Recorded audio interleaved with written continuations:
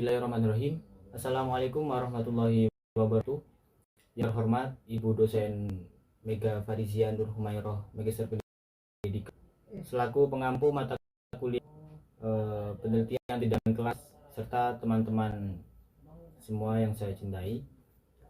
Jadi di sini saya Muhammad Aminul NIM 221101010063, program studi pendidikan agama Islam, Fakultas Tarbiyah dan Universitas Islam Negeri Kiai Haji Ahmad Siddiq Jember. Jadi di sini saya akan mempresentasikan mengenai tugas saya, yaitu penelitian dengan judul pendekatan pembelajaran kontekstual teaching and learning untuk meningkatkan minat belajar siswa dalam pembelajaran sejarah kebudayaan Islam pada materi Perang Hudaybiyah di kelas 5C Madrasah Ibtidaiyah Riyadin Kaliwates Jember. Selanjutnya yaitu mengenai materi pendahuluan yang terdapat latar belakang. Di sini terdapat 4 fokus ya yang saya jelaskan, yaitu fokus utama, penelitian ini bertujuan menerapkan metode kontekstual teaching and learning pada mata pelajaran sejarah Islam di 5C Madrasah Ibtidaiyah Riyadus Shalihin Kaliwates Jember. Lalu selanjutnya landasan teoritis. Mengacu pada Undang-Undang Nomor 20 Tahun 2023, tahun 2000 tentang sistem pendidikan yang menekankan pendidikan sebagai upaya mengembangkan potensi peserta didik. Terus bahasan selanjutnya yaitu permasalahan yang teridentifikasi. Jadi permasalahan yang teridentifikasi itu pertama, rendahnya hasil belajar siswa. Maksudnya di sini rendahnya hasil belajar siswa merupakan permasalahan kompleks yang memerlukan analisis mendalam secara fundamental. Hal ini disebabkan oleh berbagai faktor yang sangat berkaitan, baik yang berasal dari dalam diri siswa maupun lingkungan sekitarnya. Lalu faktor internal seperti motivasi belajar yang rendah menjadi salah satu penyebab utama menurunnya prestasi akademik. Siswa yang kurang memiliki dorongan dan semangat belajar cenderung mengalami kesulitan dalam menyerap dari pelajaran dengan optimal. Lalu kondisi psikologi dan kemampuan kognitif. Setiap individu pun turut memberikan kontribusi signifikan terhadap rendahnya hasil belajar. Jadi tidak semua siswa memiliki kapasitas intelektual yang sama, sehingga dibutuhkan pelajaran yang disesuaikan dengan karakteristik masing-masing. Lingkungan eksternal, dukungan keluarga, ajaran, dan sarana prasarana menjadi juga memainkan penting dalam mencapaian prestasi siswa. Yang kedua yaitu metode pembelajaran yang monoton. Jadi metode pembelajaran monoton itu sendiri menjadi salah satu kritis yang secara langsung mempengaruhi kualitas proses belajar. Pendekatan pengajaran variasi dan cenderung membutuhkan akan berdampak negatif terhadap antusiasme dan motivasi. Ketika guru hanya mengandalkan metode ceramah tanpa melibatkan keaktifan siswa, maka proses pembelajaran itu jadi tidak interaktif, bermakna. Lalu komunikasi satu arah yang didominasi oleh guru mengakibatkan siswa menjadi dan kehilangan kesempatan untuk mengembangkan kemampuan berpikir kritis dan kreatif. Akibatnya pemahaman konsep menjadi dangkal, tidak mendalam. Jadi siswa tidak memiliki ruang untuk mengeksplorasi dan tidak termotivasi untuk terlibat aktif dalam proses pembelajaran. Jadi untuk mengatasi permasalahan tersebut, maka para pendidik tersebut dituntut untuk mengembangkan metode pengajaran yang inovatif dan dinamis. Lalu diperlukan pendekatan yang mampu mendorong partisipasi, menggunakan media sumber belajar yang beragam, serta menciptakan suasana belajar yang menyenangkan dan interaktif.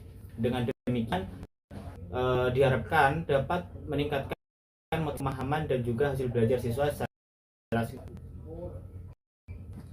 Lalu poin keempat mengenai belakang yaitu solusi untuk permasalahan, yaitu menggunakan dengan dia yang mengaitkan materi pelajaran dengan situasi dunianya dan meningkatkan.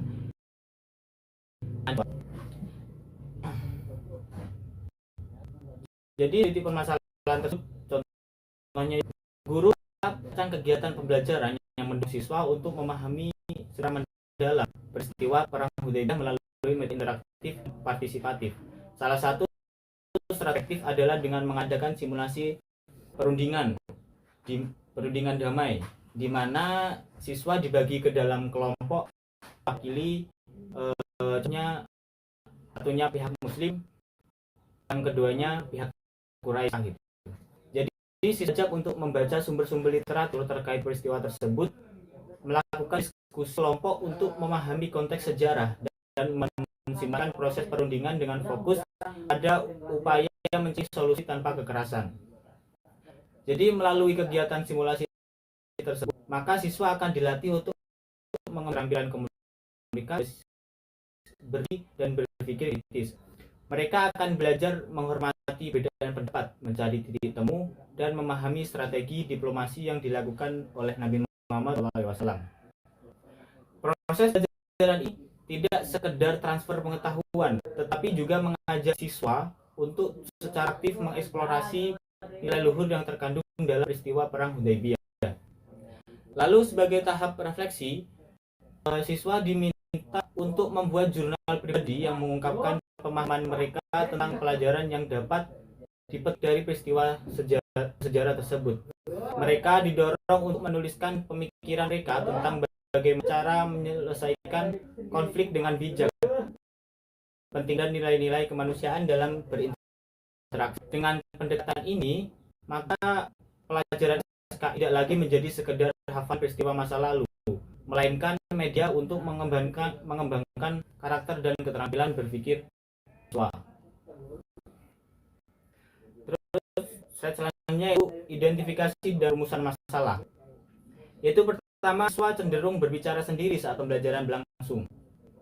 Maksudnya di sini, persoalan siswa yang cenderung berbicara sendiri pembelajaran berlangsung kan salah satu tantangan utama yang dihadapi oleh kelas.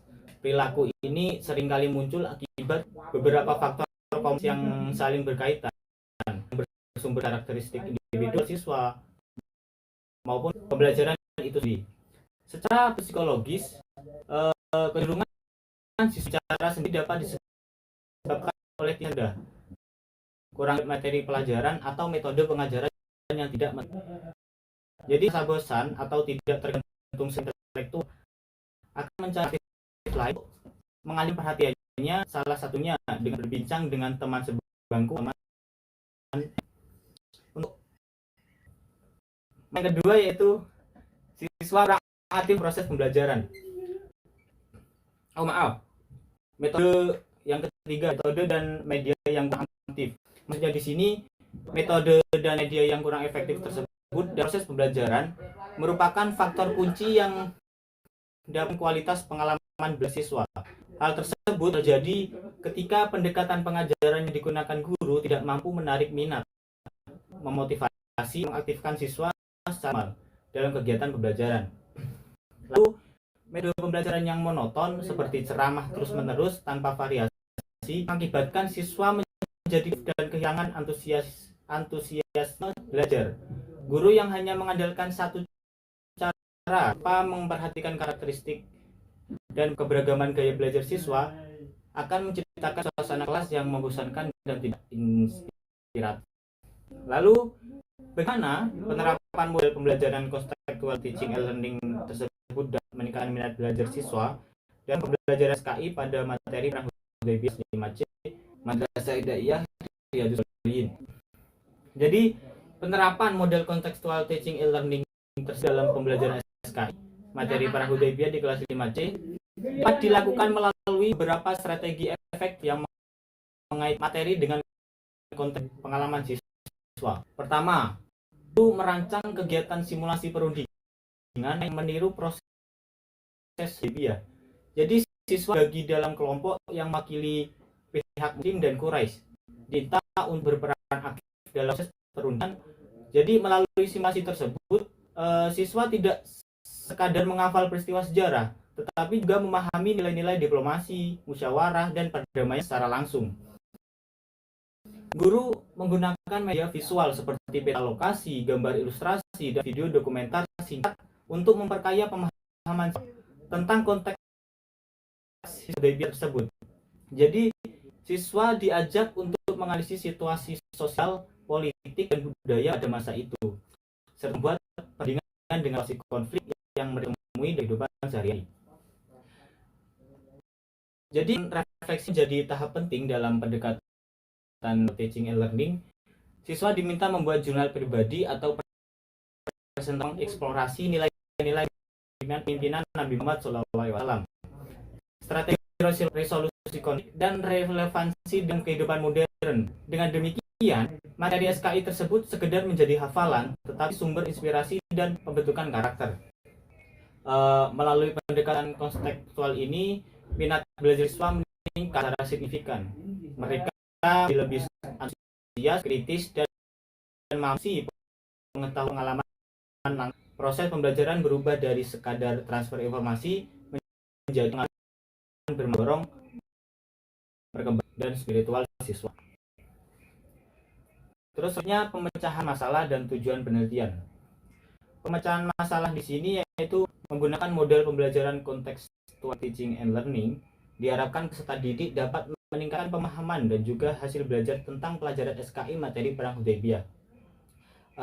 Terus tujuan penelitian itu sendiri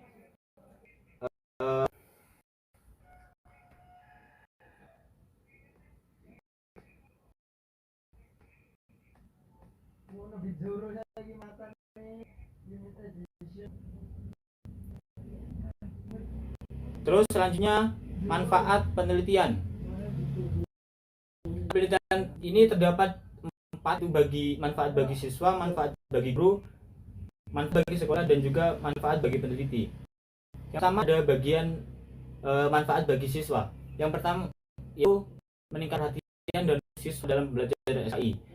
Yang kedua, mengembangkan keterampilan bersama, empati, dan komunikasi. Manfaat yang ketiga yaitu siswa memahami materi Hudaybiyah dengan lebih mendalam melalui pembelajaran tekstual. Terus yang terakhir, manfaat bagi siswa yaitu meningkatkan kemandirian dan tanggung jawab siswa dalam proses pembelajaran. Terus yang kedua, manfaat bagi guru yaitu pertama memberikan alternatif solusi untuk atasi masalah kurangnya perhatian siswa dalam pembelajaran. Yang kedua, meningkatkan potensi guru dalam menerapkan model pembelajaran yang variatif dan inovatif. Juga membantu guru menciptakan suasana pembelajaran yang lebih interaktif dan menyenangkan. Dan manfaat bagi guru yang terakhir jadi bahan evaluasi untuk perbaikan kualitas pembelajaran SKI. Tiga yaitu manfaat bagi sekolah. Manfaat bagi sekolah yaitu yang pertama meningkatkan kualitas pembelajaran di Madrasah Ibtidaiyah Riyadhus Shalihin. Yang kedua, memberikan kontribusi positif dalam mengembangkan model pembelajaran yang efektif, yang itu menjadi pertimbangan pengambilan kebijakan terkait peningkatan mutu pelajaran. Dan manfaat yang akhir bagi sekolah, menambah referensi best efektifan model pembelajaran kontekstual di tingkat Madrasah Ibtidaiyah. Manfaat yang terakhir bagi peneliti yaitu pertama, menambah pengalaman dan pesan dalam penerapan model pembelajaran kontekstual teaching and learning. Kedua, pengembangan kemampuan dan melakukan penelitian tindakan kelas. Yang ketiga, meningkatkan pemahaman tentang strategi mengatasi masalah pembelajaran di kelas. Dan yang terakhir, memberikan kesempatan untuk berkontribusi dalam peningkatan kualitas pendidikan. Selanjutnya yaitu memasuki slide-nya itu kajian pustaka, yaitu terdapat 2 poin yaitu penelitian terdahulu dan kajian teori. Di sini penelitian dahulu ya. Saya mengutip kedua sumber dari Muhammad Nabil Ulil Albab pada tahun 2003 yang berjudul Pengaruh Terapan Contextual Teaching and Learning terhadap hasil belajar pelajaran SKI siswa MTS Miftahus Sadah Mijen. Dan yang kedua yaitu sumber yang kedua saya mengutip kepada Muhammad Khairuddin Hermansyah tahun 2024 yang berjudul Implementasi Pendekatan Kontekstual Thinking pada Mata Pelajaran Sejarah Kebudayaan Islam di MI Ma'arif NU Sawangan Wetan, Kecamatan Patiraja, Kabupaten Banyumas. Selanjutnya itu kajian teori. Kajian ini di sini di pemahaman itu sendiri, yaitu pertama pengertian metode pembelajaran kontekstual, yang kedua pengertian minat, dan yang ketiga pembelajaran sejarah kebudayaan Islam.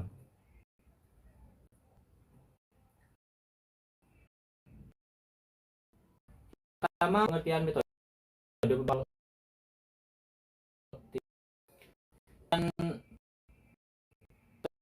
contextual teaching adalah konsep membantu guru mengetahui hubungan yang dimiliki dengan penerapannya dalam kehidupan sehari-hari. Jadi strategi pembelajaran contextual teaching learning ini sebuah konsep pembelajaran yang telah menekankan keterkaitan materi yang akan dengan kehidupan siswa, hingga bisa menghubungkan dan bisa menekan kompetensi hasil belajar di kehidupan sehari ini. Selanjutnya yaitu kelebihan dan kekurangan strategi pembelajaran CTL. Yaitu pertama kelebihan. Kelebihannya yaitu pendekatan pembelajaran ini memiliki konteks yang akan membuat murid menjadi lebih aktif lagi dalam pembelajaran. Yang kedua, peserta didik yang biasanya tidak suka dengan pelajaran matematika dan lebih memilih mengobrol ketika belajar. Jika konteks dari pembelajarannya baik maka siswa tersebut menjadi tertarik dalam pembelajaran itu. Yang kedua, kekurangannya dari pembelajaran contextual teaching and learning itu pertama, kemampuan dalam pembelajaran tersebut lebih matematis sehingga membuat peneliti kesulitan di dalam mencari soal yang berhubungan dengan. Yang kedua, siswa yang memperhatikan dengan baik akan kesulitan dalam menemukan konsepnya karena pendekatan CTL ini dapat menemukan konsepnya apabila sesuai dengan langkah pembelajarannya.